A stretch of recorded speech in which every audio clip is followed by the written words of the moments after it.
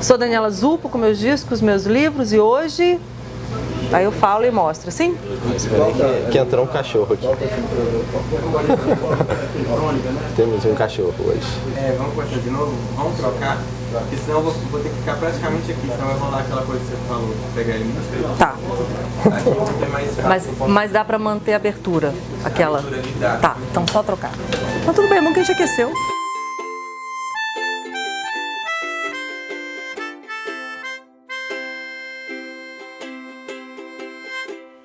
Eu sou Daniela Zupo, com meus discos, meus livros, e hoje temos um Prêmio Nobel de Literatura com a gente, Jacques Fuchs. Bom, antes mesmo dos escândalos, das denúncias de assédio sexual envolvendo a prestigiosa Academia Sueca, que concede o Prêmio Nobel de Literatura, um livro já jogava farofa nesse ventilador. É o Nobel, ou Nobel, do Jacques Fuchs. Que coincidência para o seu livro, hein? É uma grande coincidência, na verdade é um prenúncio, né, do que viria a acontecer, né? Porque é um pouco isso que você faz no seu livro, né? Desconstruir essa imagem de todos esses honoráveis homens e mulheres dessa prestigiosa academia sueca e traz à tona também, digamos assim, um lado mais infame dos escritores vencedores desse prêmio, que eu acho que é o prêmio mais prestigioso, posso dizer, para um escritor no mundo inteiro receber? Com certeza. Receber o prêmio Nobel, né, te dá um carimbo, né, de que sua obra será eternizada na maioria das vezes e que será aceita pelas pessoas, né? E o que a gente vê aqui, né, nesse livro é que esse livro é como se fosse um prenúncio do que viria a acontecer, o que está acontecendo agora, né? A gente vê que essas instituições, uma instituição como a Academia Sueca de Letras é composta de homens e pessoas e atos infames, né? Quase sempre encobertos, né? E o seu livro traz desvela, isso tudo, né? Desvela tudo isso. Na verdade, eu acho que o mundo agora está muito mais atento a esse tipo de coisa, né? Os atos, né? O assédio já não é mais tão aceito, os atos misóginos, os atos racistas, isso são coisas que, enfim, atualmente, finalmente, a gente está muito mais atento a isso. Só que, historicamente, a gente percebe que vários escritores que ganharam o prêmio Nobel, eles o quê? Eles tiveram alguns atos infames, como você mesmo falou, alguns foram racistas, alguns foram misóginos, alguns assediaram seus alunos ou outros membros da academia, e esse discurso, né, que o Jacques Fuchs recebe o prêmio Nobel de literatura em 2018, né, e por acaso, né, por coincidência, por prenúncio, é o único ano que não haverá prêmio Nobel de literatura. Justamente em função dos escândalos, né, porque uma das consequências desses escândalos, vamos explicar para quem não sabe, né, é que alguns integrantes, né, desse comitê renunciaram e o Prêmio Nobel de Literatura desse ano não será anunciado em 2018, ou seja, como é que você vai fazer com o seu prêmio? Só eu que ganhei o Prêmio Nobel em 2018, né? Então, esse livro fala sobre isso, né? Ele começa, é um discurso, né, que começa como se esse personagem, esse Jacques Fuchs, estivesse na Academia Sueca recebendo de fato esse prêmio, e ele faz esse discurso de aceitação. Porque, na verdade, quando um escritor é escolhido para ganhar um Prêmio Nobel de Literatura, ele recebe uma quantia considerável em dinheiro, né, $1 milhão. Coisa à toa, né? Mas para levar a grana, ele tem que fazer um discurso, isso é obrigatório, né? Então esse livro é o discurso do Jacques Fuchs como autor, como escritor laureado, digamos assim. Exatamente. Né? Na verdade, ele precisa entregar um discurso, ele não precisa fazer ele mesmo o discurso, né? No meu caso, eu faço esse discurso, e esse discurso se dirige, né, aos membros da academia como eminentes senhores da academia. É dessa forma também que o Kafka começa um discurso que ele fez, né, que se chama Relatório para a Academia, em que ele coloca um personagem macaco discursando para os, né, eminentes senhores da academia. Então esse meu personagem faz a mesma coisa, ele olha, né, para esse público, para essas pessoas que estão lá nessa cerimônia, se dirige a elas como eminentes senhores da academia e começa o seu discurso. Mas diferentemente de todos os discursos que a gente conhece, em que, né, o laureado agradece, faz homenagem, puxa saco, esse negócio todo, esse personagem ele faz justamente o contrário, né? E após isso ele começa começa a contar os atos infames dos membros que estão ali presentes, dele próprio e de todos que já ganharam o prêmio Nobel, né? Inclusive, sobra para todo mundo, né? Sobra para todo mundo. E, inclusive, ele vai mudando o discurso, né? Ele começa como eminentes senhores da academia, depois ele começa, né? Beócios senhores da academia, ou assediadores senhores da academia, ou misóginos senhores da academia. Isso a gente está vendo que, de fato, acontece, né? Mas, na verdade, o livro é uma grande provocação literária. O que é a literatura, né, de uma forma geral? O que você pode fazer? Como que você pode misturar a vida e obra dos autores, né? O personagem que é um autor, ele aparece na sua obra, ele está completamente longe da sua obra, ele tem que responder pelos atos que ele perpetra como autor ou como narrador. Então esse livro começa a discutir sobre a questão da ficção de uma forma geral. Apesar desse personagem levar o meu nome, ser Jacques Fuchs, né, que ganha o Prêmio Nobel em 2018, ele é uma construção ficcional. Exatamente. Aí a minha pergunta é justamente essa agora para você, porque o que você faz, né, o que esse personagem faz, ao mesmo tempo que ele está ali denunciando a hipocrisia daquela academia, as politicagens e revelando esse lado mais subterrâneo, mais infame da biografia de muitos desses escritores premiados, ele também está se colocando ali, né? Ele faz parte, ele assume essa contradição o tempo inteiro. Mas você se permite essa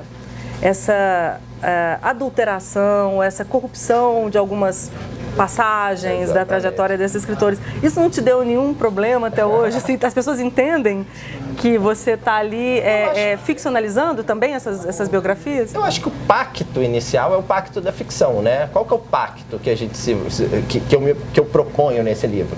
Pelo simples fato de eu declarar que esse Jacques Fuchs ganhou o Prêmio Nobel de Literatura em 2018, e isso, infelizmente, não é verdade ainda. Não pelo discurso, o discurso está feito, mas pelo milhão que ainda não bateu na minha conta, né?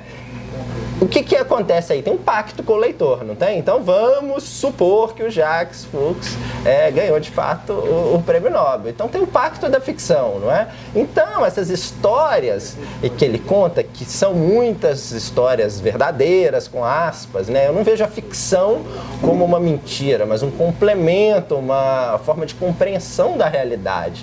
Então essas histórias de fato aconteceram, né? Só que ele interpreta o tempo todo, Só que ele interpreta, ele coloca, ele se coloca na história, né? Voltando um pouco para o início da conversa, nesse momento em que as coisas que até então eram permitidas não são mais, né? Felizmente não são mais, né?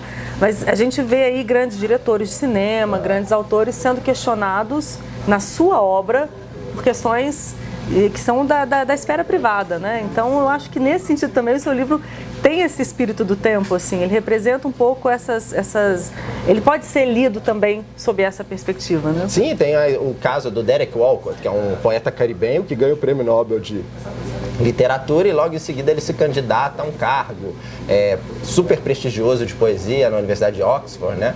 E ele é agraciado com esse cargo, mas aí uma lista secreta é enviada para o comitê mostrando os casos anteriores dele de assédio. E de fato ele tinha tinha assediado várias alunas, várias mulheres, e ele não nega isso e ele fala que a poesia não tem como você se desvincular da poesia do assédio. Então ele cria né, ele defende o direito de não se libertar do assédio. E aí é uma grande polêmica, né? Acredito que hoje isso teria sido levado mais a sério, né? Sim. E o simples fato da academia ter congratulado o Derek Walcott com o Prêmio Nobel significa também que eles estão de acordo com essas práticas, né? Porque essas práticas, esses julgamentos não foram tão secretos assim, mas eu acho que hoje em dia as pessoas estão muito mais atentas, né? Isso tem que ser, inclusive, ser levado em consideração, talvez, na escolha de um escritor hoje, né? Aí a gente começa a grande discussão do livro, né? E aí, obra e ficção se misturam? Se tiver uma obra genial, mas uma pessoa não tão nobre, ética, né? assim, ó, nobre, assim, ó, Nobel, assim, né? Enfim, isso vale, isso não vale? Também não sei, porque também a gente tem que, se a literatura é maravilhosa, por que não, né? Então, eu acho que é uma grande mistura. Acho que é um grande questionamento do seu livro. Exatamente, assim. É a mistura, vida e obra e vida, o tempo inteiro, e o tempo inteiro, isso é bom, isso é ruim, isso faz parte, isso não faz parte, tem como se desvincular, não tem como se desvincular, vamos abraçar isso, vamos esquecer isso. Então, acho que isso é maravilhoso, né? Esse poder da literatura. E a gente chega ao final do livro assim, com a sensação nítida de que quanto mais atormentada a vida ou a cabeça de um escritor, tão mais incrível é a sua literatura, né? Ou seja, quanto mais ele mergulha nessas águas turvas, né? O que sai do ponto de vista da obra literária é mais interessante. É, o que emerge, né? Eu digo nesse livro que o que está escondido, né? A história não contada, né? Tem uma escritora que ganhou um prêmio em 2015, a Svetlana, né? Ela vem e conta a história sobre o viés da mulher, né? O olhar da mulher das guerras, porque a guerra é sempre narrada, primeiro pelo ganhador e segundo pelo homem, né? Pelo homem ganhador. E a Svetlana vai contar a história sobre o olhar, sobre o viés da mulher que fica, que não batalha ou que tem outras guerras. Qual seria essa história, né? Eu até digo no livro que outras obras literárias canônicas, né, seriam hoje as obras literárias canônicas se a gente tivesse olhado ou dado essa autoridade para o olhar feminino, né, para a literatura feminina, o que a gente viu que não é verdade, quem sabe a partir de agora. A própria academia, dos 114 laureados, 14 são mulheres só, então tem um problema aí. Então o que eu digo é o que, né, o que está lá escondidinho, recalcado, sedimentado talvez, né, aquela coisa, aquela pulsão, né, aquilo quando emerge, aquilo vira grande literatura, né. Eu não vou te perguntar se você gostaria de ganhar o prêmio Nobel.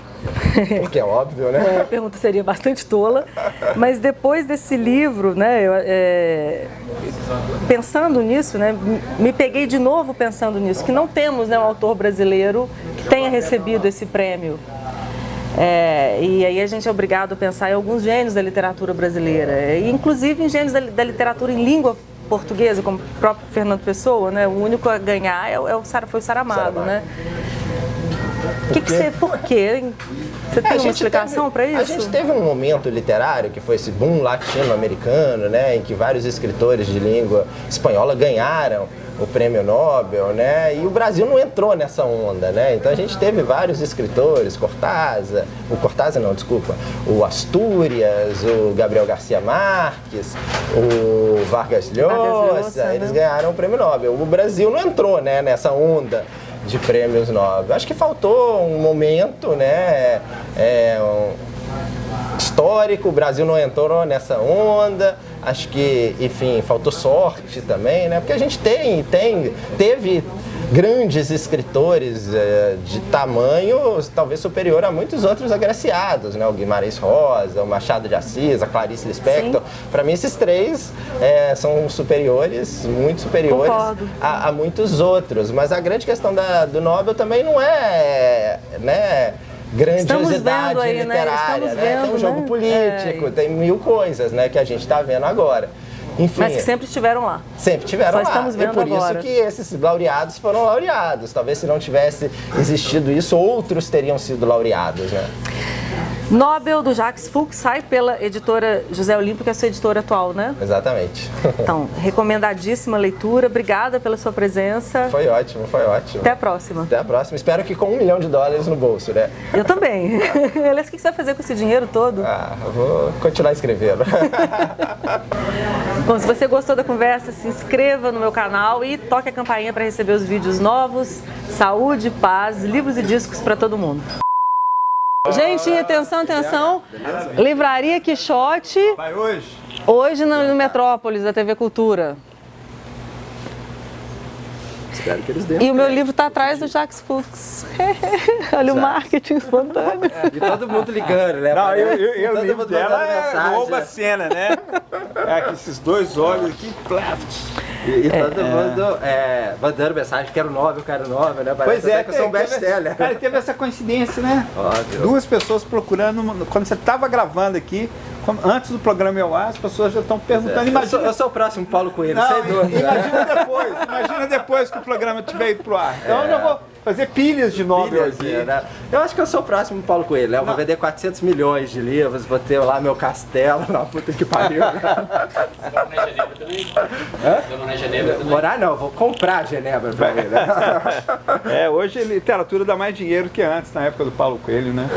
E o Paulo Coelho também não ganhou o Nobel, você ganhou, então tem essa diferença.